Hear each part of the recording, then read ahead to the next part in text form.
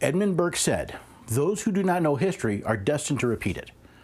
As I read the reports of questionable vote counting practices, if not actual fraud, I am eerily reminded of a part of our past I'm sure most Americans would prefer not to repeat. So we'll discuss that next on the Constitution Study. There's one thing you have to know wherever you make your stand. Came from a long through line of everyday Americans. Hello there, everyday Americans. Paul Engel here with the Constitution Study, where we read and study the Constitution and we teach the rising generation to be free. I'm glad you could join me. Just so you know, I am still in Facebook jail. That's right, they're not allowing me to post these videos. I will post them after the fact, that is if they'll let me. But you can still find me on Parler, on Rumble. I'm still on YouTube and Twitter. Of course, you can always find me at that website, constitutionstudy.com. Find all that's going on. I've had some great response to some of the videos I've done lately, some of the interviews I've done lately. So if you're new to the Constitution Study, well, welcome. Thank you very much for joining. There's a couple things I usually ask you to do. One is to not only listen, watch these videos, read the articles, but share them.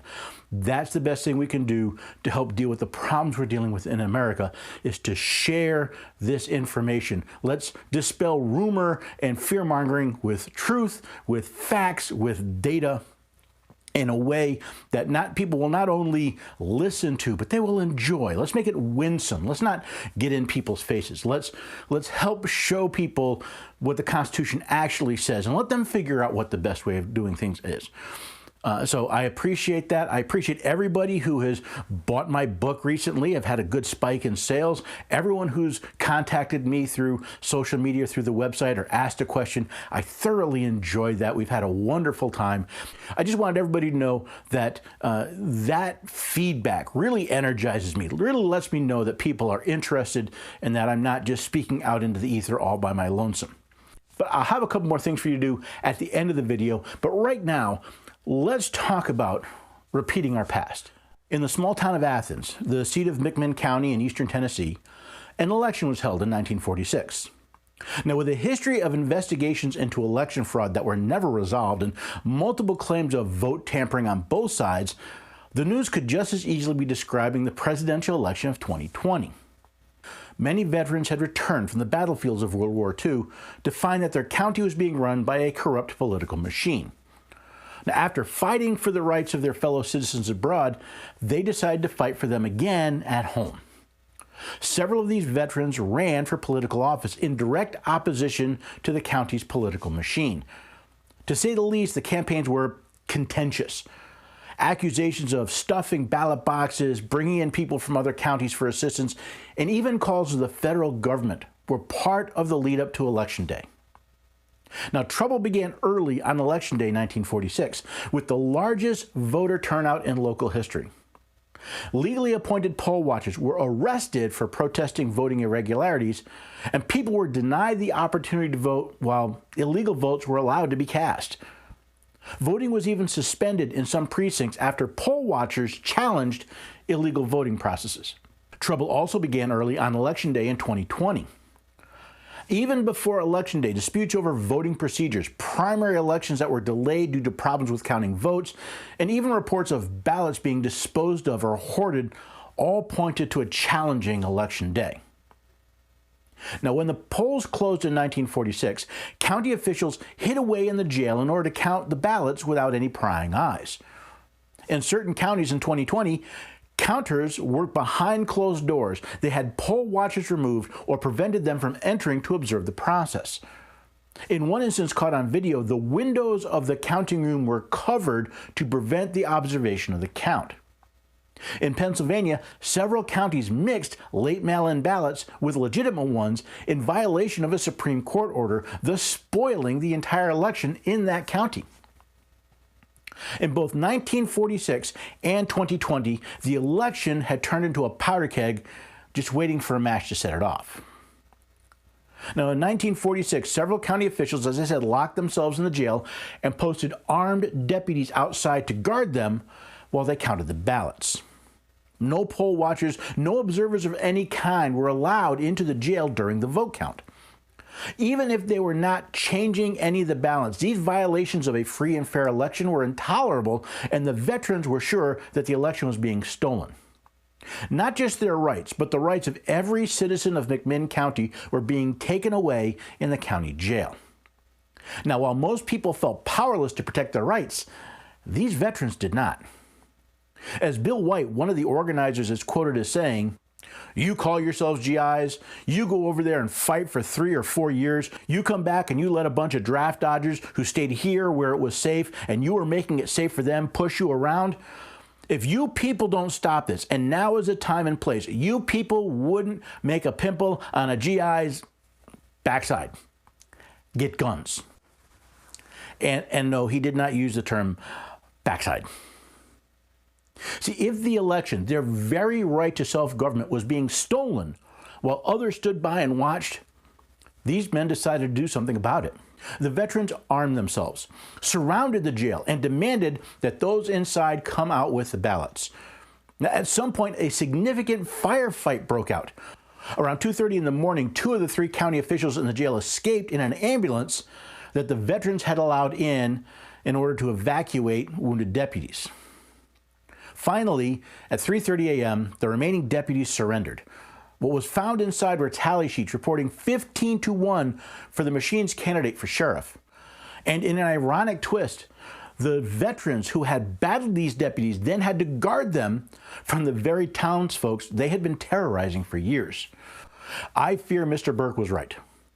Many of the county officials in America today have made the same mistakes those in McMinn County in the 1940s did. While the techniques may have changed, the allowing of illegal voting and the secret counting of ballots are reminiscent of what led to the Battle of Athens, Tennessee. How long before some in America are so fed up with the secrecy and lies that they see no other option than to get guns in order to hold their elected county officials accountable with the force of arms?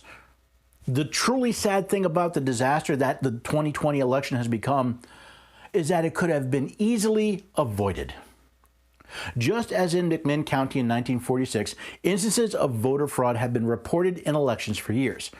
And while many in the media and politics claim there was no evidence of widespread voter fraud, that small weed in the Garden of Liberty has grown to the point where it chokes out even the hardiest of our freedoms. Every fraudulently cast or destroyed ballot steals the right to vote from another American. Every count done in secret steals from the people the confidence in the election process. And every time one of those thefts is dismissed as unimportant, another brick is taken out of the bulwarks of our rights and liberties in America. As I said, this could have easily been avoided. The county election officials all work for the people of that county. Board members are elected, and they in turn hire and oversee poll workers. If you hired a store manager and found out they were allowing employees to steal, wouldn't you fire them?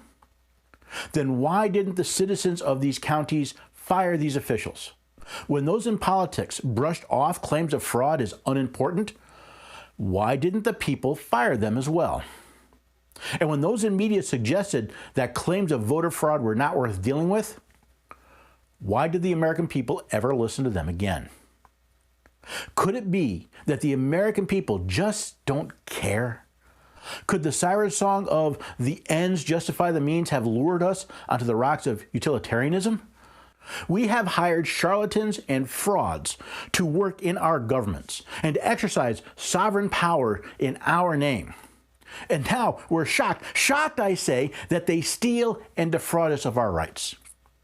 That guilt may belong to those who are stealing our elections, but the responsibility rests squarely on the American people who have put them in the position to do so. As James A. Garfield stated in the nation's centennial address, now more than ever, the people are responsible for the character of their Congress.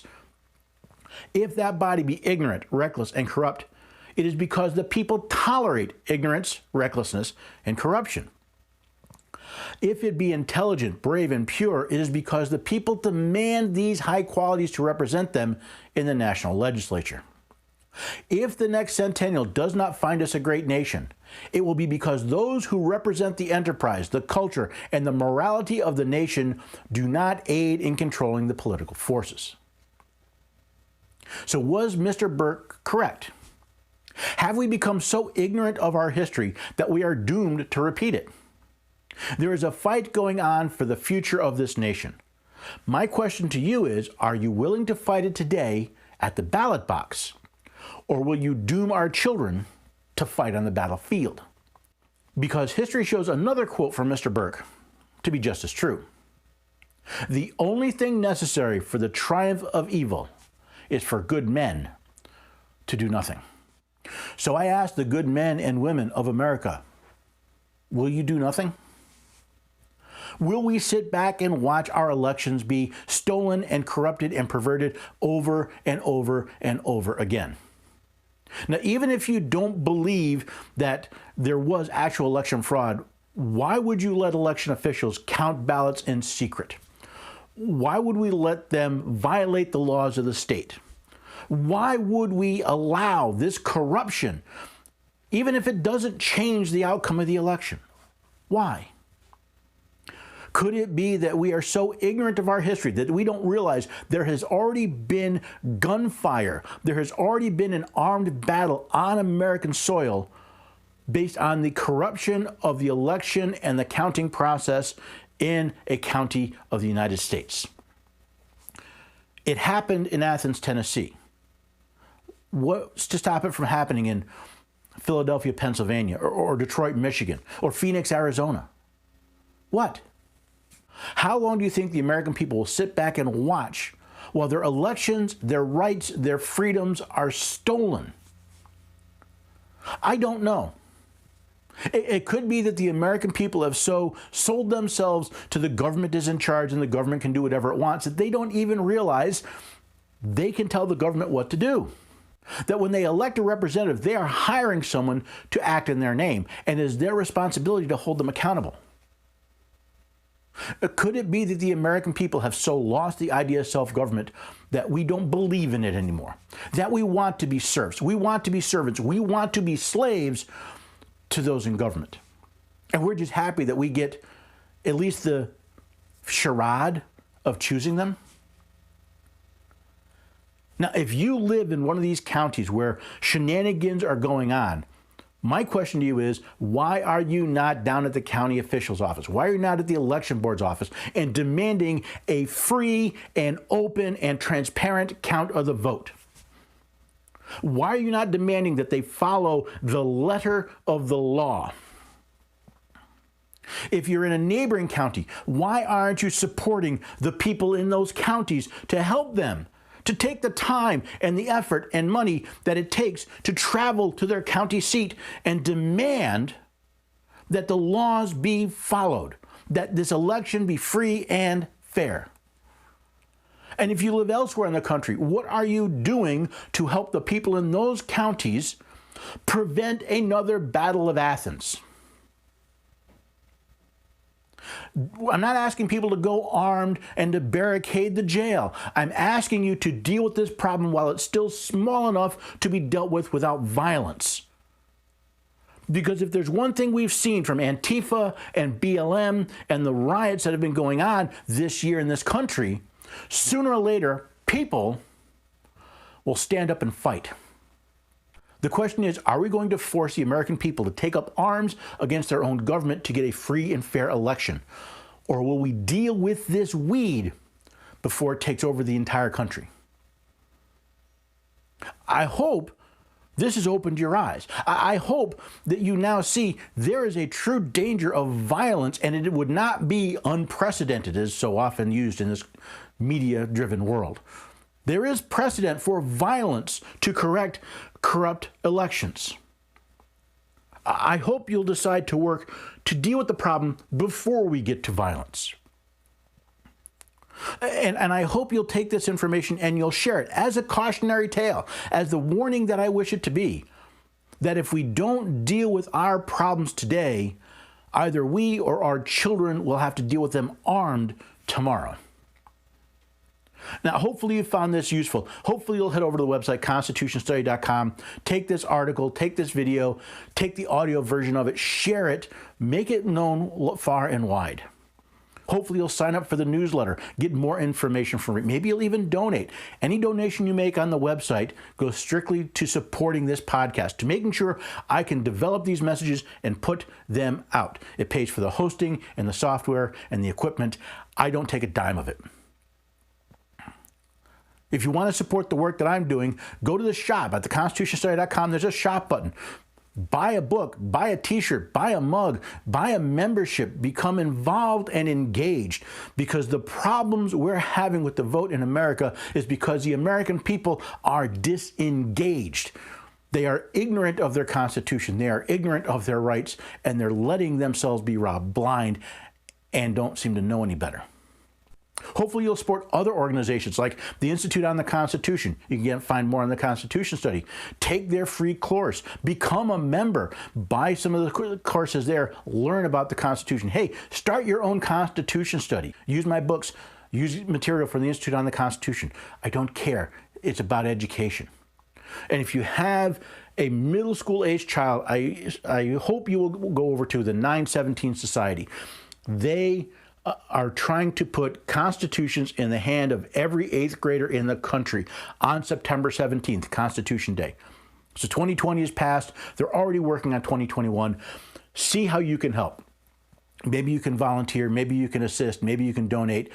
But let's put the Constitution in the hands of the rising generation, because our government isn't going to do it. Most of all, I repeat, please share this information. I think it is critically important that the American people realize the history they are about to repeat, so that we can stop the violence that is coming down the road. It may not be 2020, but sooner or later, if these election shenanigans are allowed to continue, the only answer will be violence. And if we won't deal with it now, when we can do so at the ballot box, then our children will curse us if they are forced to do so on the battlefield. So hopefully you found value in what I brought here. Hopefully you'll head over to the website and share this information. And hopefully you'll come back here the next time where we can discuss something new on the Constitution Study. One thing you have to know wherever you make your stand.